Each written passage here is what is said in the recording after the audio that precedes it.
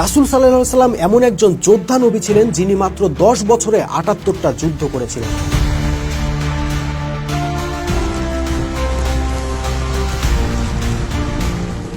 যুদ্ধের মাধ্যমে তিনি আরব উপদ্বীপের 12.5 লক্ষ বর্গমাইল এলাকা বিজয় করেছিলেন। তিনি যে জাতিটা তৈরি করেছিলেন সেটাও ছিল দুর্ধর্ষ এক যোদ্ধা জাতি, যারা তৎকালীন সুপার পাওয়ার রোমান সাম্রাজ্য ও পারস্য সাম্রাজ্যকে একই সাথে আক্রমণ করে তুলার মতো উড়িয়ে দিয়েছিলেন এবং মাত্র ৬০-৭০ বছরের মধ্যে পৃথিবীর প্রায় অর্ধেক এলাকা বিজয় করেছিলেন।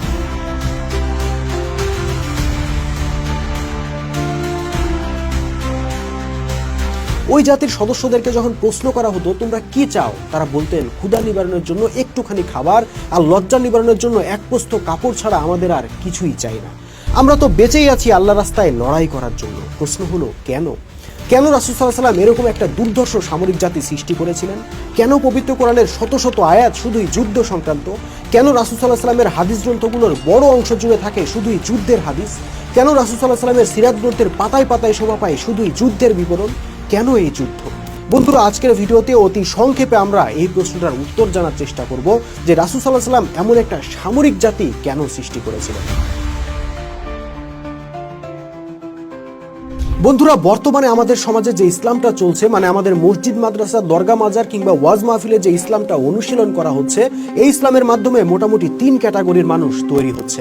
যেমন মাদ্রাসার মাধ্যমে তৈরি হচ্ছে মুফতি মাওলানা, দরগা, মাজার ইত্যাদির মাধ্যমে তৈরি হচ্ছে পীরের মুরিদ, এবং ইসলামী দল বা ইসলামী রাজনীতির মাধ্যমে তৈরি হচ্ছে কোটি কোটি ভোটার। কিন্তু রাসূল সাল্লাল্লাহু আলাইহি ওয়াসাল্লামের ইসলামের ইতিহাস দেখুন, ওই ইসলাম থেকে মুফতি মাওলানাও তৈরি হতো না, পীরের মুরিদও তৈরি হতো না, এমনকি ইসলামী দলের ভোটারও তৈরি হতো না। ওই ইসলাম থেকে শুধু এবং শুধুমাত্র তৈরি হতো যোদ্ধা বা সোলজার। আপনি সাহাবীদের ইতিহাস পড়ে দেখুন, দেখতে পাবেন রাসূল সাল্লাল্লাহু আলাইহি ওয়াসাল্লাম ও তার সাহাবীদের প্রত্যেকের জীবন কেটেছে রণাঙ্গনে। নারী থেকে পুরুষ, যুবক থেকে বৃদ্ধ, এমনকি শিশুরা পর্যন্ত রণাঙ্গনে ছুটে যেতেন রাসূল সাল্লাল্লাহু আলাইহি ওয়াসাল্লামের সঙ্গী হয়ে। এক কথায় পুরো উম্মাটাই ছিল এক দুর্ধর্ষ সেনাবাহিনী। কিন্তু সেই সেনাবাহিনীর উদ্দেশ্য কি ছিল?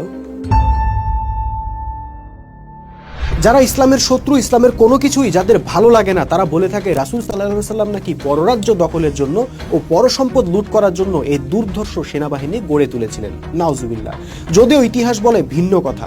পরসম্পদ লুট করার জন্যই যদি রাসূল সাল্লাল্লাহু আলাইহি ওয়াসাল্লাম সাহাবীদেরকে নিয়ে এই দুর্ধর্ষ সামরিক জাতি তৈরি করতেন, তাহলে তিনি যখন ইন্তেকাল করলেন তখন তার বিশাল বড় একটা রাজপ্রাসাদ থাকার কথা এবং প্রাসাদ ভর্তি রাশি রাশি ধনভাণ্ডার থাকার কথা ছিল। অথচ রাসূল সাল্লাল্লাহু আলাইহি ওয়াসাল্লামের ইন্তেকালের পর তার ছোট্ট কুটির ঘর থেকে কি সম্পদ পাওয়া গিয়েছিল সেটা কি আপনি জানেন? পাওয়া গিয়েছিল একটি চাটাই, খেজুরের ছাল দিয়ে ভর্তি একটি বালিশ, কয়েকটি মশক, 9টি তরবারি, 5টি বর্শা, একটি তীরকোষ, 6টি ধনুক, 7টি লৌহবর্ম, 3টি যুদ্ধের জোব্বা, একটি কোমরবন্ধ, একটি ঢাল ও 3টি পতাকা। আর এ থেকে প্রমাণিত হয় পার্থিব ধন সম্পদ অর্জনের জন্য তার এই সংগ্রাম ছিল না। আবার দেখুন রাসূল সাল্লাল্লাহু আলাইহি ওয়াসাল্লামের মেয়ের জামাতা ও অন্যতম সাহাবী আলী রাদিয়াল্লাহু আনহু এর সম্পদের তালিকা। তিনি যখন রাসূলের কন্যাকে বিয়ের প্রস্তাব দিলেন, তখন রাসূল সাল্লাল্লাহু আলাইহি ওয়াসাল্লাম তাকে জিজ্ঞেস করলেন, হে আলী, তোমার কাছে কি আছে? বিয়েতে কিছু খরচ হবে তো? আলী রাদিয়াল্লাহু আনহু বললেন, ইয়া রাসূলুল্লাহ, তেমন কিছুই তো নেই, থাকার মধ্যে আছে শুধু একটি ঘোড়া, একটি তলোয়ার ও একটি লোহার বর্ম। তখন আল্লাহ রাসূল আলী রাদিয়াল্লাহু আনহুকে লোহার বর্মটি বিক্রি করে বিয়েতে খরচ করতে বললেন, কারণ তরবারি বিক্রি করলে আলী রাদিয়াল্লাহু আনহু আর যুদ্ধ করতে পারতেন না, কিন্তু বর্ম ছাড়াও যুদ্ধ করা যায়। বন্ধুরা, খেয়াল করুন আলী রাদিয়াল্লাহু আনহু কে ছিলেন? তিনি ছিলেন রাসূল সাল্লাল্লাহু আলাইহি ওয়াসাল্লামের অন্যতম সেনা কমান্ডার। তারই ব্যক্তিগত সম্পত্তির যদি এই দশা হয়, তাহলে অন্যদের কি অবস্থা ছিল তা বুঝতে আর বাকি থাকে কি? তার মানে শুধু রাসূল সাল্লাল্লাহু আলাইহি ওয়াসাল্লামই নয়, তার সঙ্গী সাথীদেরও পার্থিব সম্পদ বলতে কিছুই ছিল না, শুধুই ছিল যুদ্ধের উপকরণ। বন্ধুরা, এই কেমন যুদ্ধ? তারা একের পর এক যুদ্ধ করছেন, লক্ষ লক্ষ মাইল এলাকা বিজয় করছেন, শাসন করছেন, কিন্তু কোনো সম্পদ লুণ্ঠন করছেন না, আজকের মতো সাম্রাজ্যবাদী উদ্দেশ্যও হাসিল করছেন না। তাহলে কিসের লক্ষ্যে এই জীবনের ঝুঁকি নিয়ে রণাঙ্গনে পড়ে থাকা? আসলে তাদের লক্ষ্য ছিল একটাই, আল্লাহর জমিনে আল্লাহর দ্বীন প্রতিষ্ঠা। আর এই লক্ষ্য নির্ধারণ করে দিয়েছেন আর কেউ নন, স্বয়ং আল্লাহ রাব্বুল আলামিন। পবিত্র কোরআনের 3টি আয়াত, সূরা তওবা 33, ফাতা 28 ও সফ 9, এই 3টি আয়াতেই আল্লাহ একই কথার পুনরাবৃত্তি করেছেন এবং বলেছেন, আমি রাসূলকে হেদায়া ও সত্য দিন দিয়ে এই জন্য প্রেরণ করেছি যাতে তিনি অন্য সমস্ত দিনের উপর আল্লাহর দেওয়া দিনকে জয়যুক্ত করতে পারেন। বন্ধুরা, এই আয়াতটি পবিত্র কোরআনের অন্যতম গুরুত্বপূর্ণ একটা আয়াত, কেননা এখানেই আল্লাহ তার রাসূলের মিশন নির্ধারণ করে দিয়েছেন, আর তা হলো সমস্ত পৃথিবী থেকে অন্য সকল জীবন ব্যবস্থা বা সিস্টেমকে পরাজিত করে আল্লাহর দেওয়া সিস্টেম বা জীবন ব্যবস্থাকে প্রতিষ্ঠা করতে হবে। বন্ধুরা, একবার কল্পনা করুন তো, সারা পৃথিবীর সকল মানুষ ঐক্যবদ্ধ হয়ে গেছে, সারা মানব জাতির একজন নেতা এবং জীবন বিধানও একটা, আল্লাহর কোরআন দিয়ে পুরো পৃথিবী পরিচালিত হচ্ছে। কল্পনা করাটাও কত কঠিন, তাই না? অথচ আপনি যা কল্পনাও করতে পারছেন না, সেটাই বাস্তবায়ন করার দায়িত্ব ছিল রাসূল সাল্লাল্লাহু আলাইহি ওয়াসাল্লামের। আল্লাহ রাসূল ভালোভাবে জানতেন এই মিশন এক বৈপ্লবিক মিশন। সারা পৃথিবীতে আল্লাহর দেওয়া জীবন ব্যবস্থা প্রতিষ্ঠা করতে হলে অবশ্যই সারা পৃথিবীর রাষ্ট্রশক্তি অর্জন করতে হবে।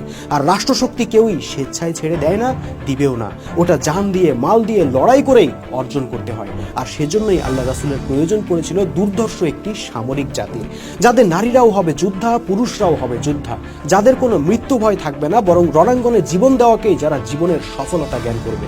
মূলত এরকম একটা দুর্ধর্ষ সামরিক বাহিনী গড়ে তোলার জন্য যা যা করার দরকার রাসূল সাল্লাল্লাহু আলাইহি ওয়াসাল্লাম তাই করেছেন পুরো নবুয়তি জিন্দেগিতে। তিনি সাহাবীদের নিয়ে একসাথে সালাহ কায়েম করেছেন, সেটারও লক্ষ্য ছিল সামরিক। তিনি সওম করেছেন, হজ করেছেন, যাকাত আদায় করেছেন, কুরআন তেলাওয়াত করেছেন, এক কথায় যা কিছু করেছেন সবকিছু ছিল ব্যাটেল ওরিয়েন্টেড, যুদ্ধমুখী। যদি মুক্তিমালানা দিয়ে ওই বিজয় অর্জন করা সম্ভব হতো, তাহলে হয়তো আল্লাহ রাসূল সামরিক বাহিনী গঠন না করে বরং মাদ্রাসা স্থাপন করতেন এবং সেখান থেকে মুক্তিমালানা তৈরির কাজে মনোনিবেশ করতেন। যদি লক্ষ লক্ষ মুরিদ দিয়ে ওই লক্ষ্য অর্জন করা সম্ভব হতো, তাহলে হয়তো আল্লাহ রাসূল পুরো আরব উপদ্বীপ জুড়ে হাজার হাজার দরগা তৈরি করতেন, খানকা তৈরি করতেন, আর তাতে আধ্যাত্মিক সবক দিয়ে লক্ষ লক্ষ মুরিদের দল তৈরি করতেন। কিন্তু আল্লাহ রাসূল ওসবের একটাও করেননি।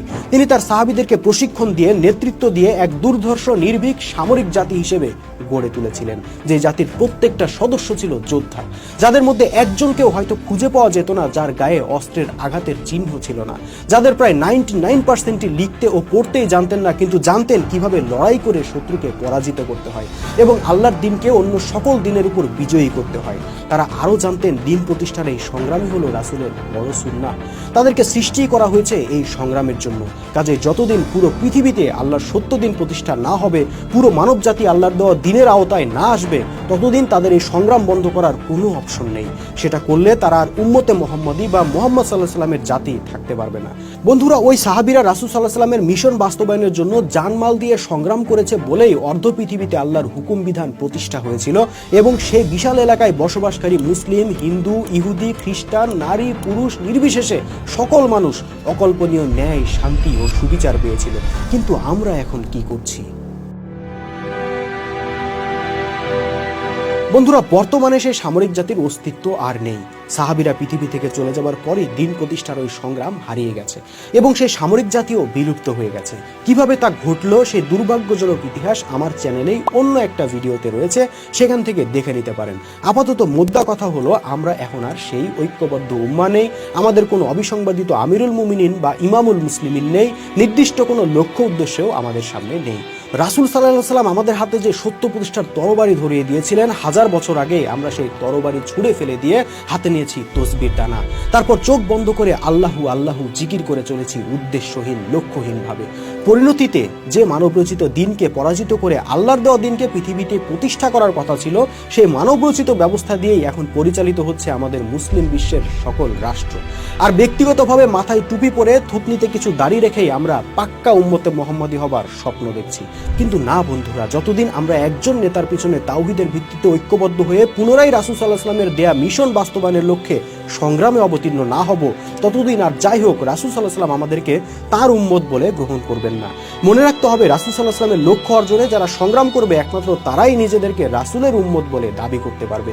কিয়ামতের দিন রাসূল সাল্লাল্লাহু আলাইহি ওয়াসাল্লাম একমাত্র তাদেরকেই তার উম্মত বলে গ্রহণ করবেন। আর আমাদের মতো সংগ্রাম বাদ দেওয়া কিন্তু পাক্কা নামাজি, পাক্কা হাজী সাহেব, ইসলামী দলের ভোটার ও কামেল পীরের মুরিদদেরকে হয়তো বলবেন, আমি আমার সারা জীবন যেই সংগ্রামে ব্যয় করলাম, আমার সাহাবীগণ যেই সংগ্রামে তাদের ঘর বাড়ি, স্ত্রী, পুত্র, পরিজন সবকিছু উৎসর্গ করলো, সেই সংগ্রামটাই যখন তোমরা বাদ দিয়েছো, তারপর আর রইল কি? সুতরাং আমার সুন্নাহ যারা বাদ দিয়েছো, তোমরা আমার কেউ নয়, আমিও তোমাদের কেউ নই।